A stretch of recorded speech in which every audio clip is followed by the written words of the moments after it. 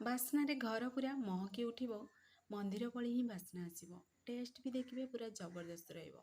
ତ ଆଜି ଆମେ ପ୍ରସ୍ତୁତ କରିବା କାର୍ତ୍ତିକ ମାସ ସ୍ପେଶାଲ ଜଳଖିଆ। ଜଳଖିଆରେ ଆଜି ମୁଁ ବନେଇଛି ଆପଣମାନଙ୍କ ପାଇଁ ସେୟାର କରୁଛି ଉପମା ତା ସହିତ ଗୁଗୁନି। ଦେଖିବେ ବିନା ପିଆଜ ରସୁଣ ବନିକି ରେଡ଼ି ହେବ, କିନ୍ତୁ ଟେଷ୍ଟ ଜମାରୁ ଭୁଲି ପାରିବେନି। ଯେଉଁମାନେ କାର୍ତ୍ତିକ ମାସରେ ଦେଖିବେ ବିନା ପିଆଜ ରସୁଣ ଖାଆନ୍ତି, ସେଇମାନଙ୍କ ପାଇଁ ଏହି ରେସିପିଟି ମୋର। ତ ଫୁଲ୍ ଭିଡ଼ିଓକୁ ୱାଚ୍ କରନ୍ତୁ, କେମିତି କ'ଣ ବନୁଛି ଜାଣିପାରିବେ, ଘରେ ଇଜିଲି ପ୍ରସ୍ତୁତ କରିପାରିବେ।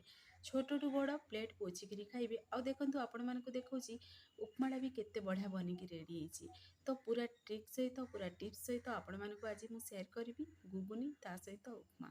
ତ ଫୁଲ୍ ଭିଡ଼ିଓକୁ ୱାଚ୍ କରନ୍ତୁ, କେମିତି କ'ଣ ବନୁଛି ଜାଣିପାରିବେ, ଇଜିଲି ପ୍ରସ୍ତୁତ କରିପାରିବେ। ତ ଚାଲନ୍ତୁ ଲେଟ୍ ନ କରି ରେସିପିଟି ଆଜି ଆମେ ପ୍ରସ୍ତୁତ କରିବା। ନମସ୍କାର, ଜୟ ଜଗନ୍ନାଥ ପାଇଁ ଝିଲି କୁକିଂକୁ ଆପଣମାନଙ୍କୁ ଅନେକ ଅନେକ ସ୍ୱାଗତ। ପ୍ରଥମେ ଆମେ ଗୋଟେ କରେଇ ନେବା। ପ୍ରଥମେ କରେଇକୁ ଆମେ ଗରମ ହେବାକୁ ଦେବା। କରେଇ ଗରମ ହେଇସାରିବା ପରେ ଆମେ ପ୍ରଥମେ ଏଡ୍ କରିବା ରିଫାଇନ୍ ତେଲ। ରିଫାଇନ୍ ତେଲ ବଦଳରେ ଆପଣମାନେ ଏଠି ଘିଅ ବି ଏଡ୍ କରିପାରିବେ। ତେଲଟା ପୁରା ଗରମ ହେଇସାରିବା ପରେ ଆମେ ଗୋଟେ ଗିନା ସେଇଥିରେ ଏଡ୍ କରିବା। ଗୋଟେ ଗିନା କି କପ୍ର ମେଜରମେଣ୍ଟରେ ସବୁ ବନେଇବେ। ଏଠି ମୁଁ ଗୋଟେ ଗିନା ହିଁ ନେଇଛି ସେମିଆ। ତ ସେମିଆ ବଦଳରେ ଆପଣମାନେ କେବଳ ସୁଜିରେ ବି ବନେଇକି ରେଡ଼ି କରିପାରିବେ। ସେମିଆଟା ଦେଖନ୍ତୁ ଟିକେ ହାଲକା ପୁରା କଲର୍ ଚେଞ୍ଜ ହେଲା ପର୍ଯ୍ୟନ୍ତ ଆକୁ ଆମେ ଫ୍ରାଏ କରିବା। ସିମେଇ ବା ସେମିଆ ଆପଣମାନେ ଆକୁ ଯାହା ବି କହୁଥିବେ ମୋତେ କମେଣ୍ଟ ବକ୍ସରେ କମେଣ୍ଟ କରନ୍ତୁ।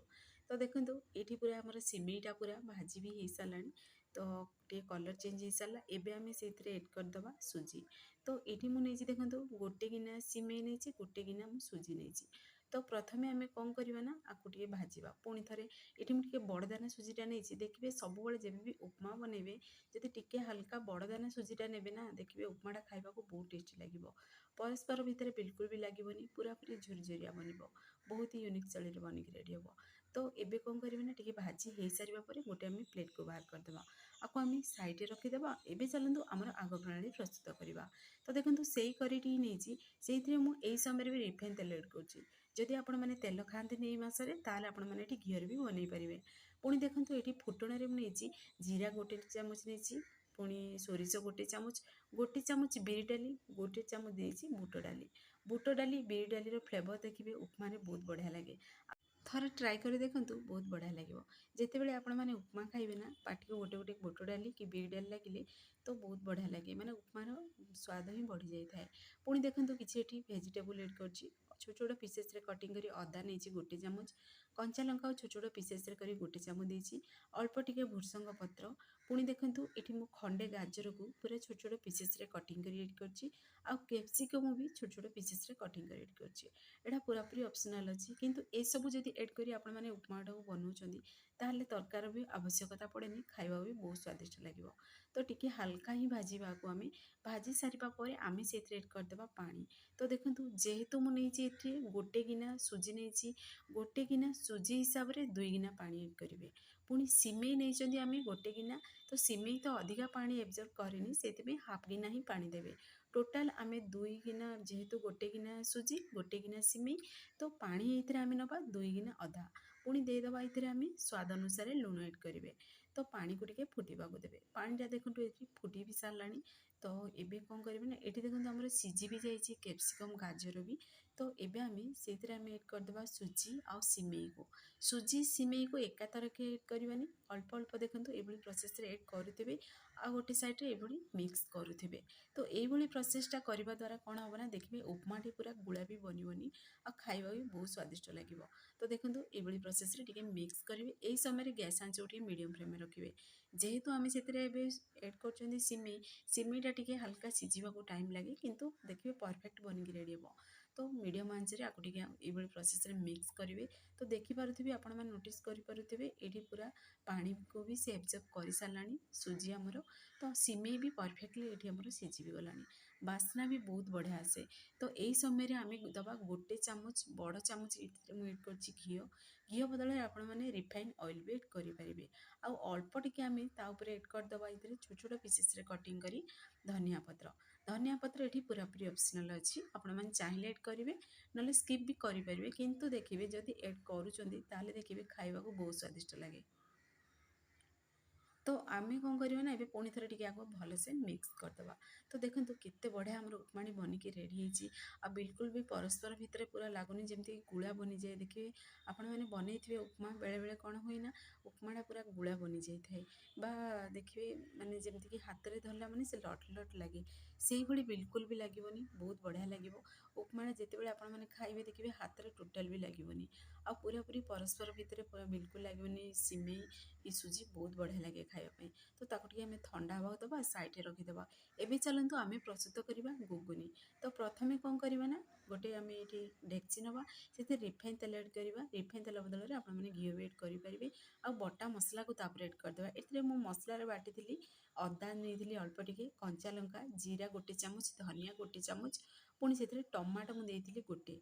तो आपण मैंने जी गुगुनी बनाया चाहिए जी क्वांटिटी से अनुसार सब मसला एड करेंगे। तो देखिए मसला गुंड जिते बड़े आप करुँच, तो देखिए किंतु बटा मसलार फ्लेवरटा तार बहुत बढ़िया लगे। तो मुझे जीरा धनिया को सब हल्का बाटीदेवे, जल्दी दरकुटा करी एड करेंगे ना, बहुत स्वादिष्ट लगे। पुणी से मसलाटा कषि सारा पर हलदी गुंड दबा गोटे चामच, जेहेतु कंचा लंका को बाटी जी राग खाइबे से अनुसार से लाल लंका गुंड को एड करदे। मसलाटा पूरा कषि सारा पर देखिए तेल गुड़ा पूरा उपरକୁ आसीଯିବ। तापर एड करदे आम सिझेकी रखिथिबा से मटर को एड करवा। पुणी थे आम आलू को ये प्रोसेस रे टे क्रश कर एड करवा। आलू को देखिए केवे भी कटिंग कर एड करेंगे, जब हाथ साहाଯ୍य क्रश कर एड कर देखिए बहुत बढ़िया लगे। माने ग्रेवीटा जे मोटालिया बहलिया रहिबो।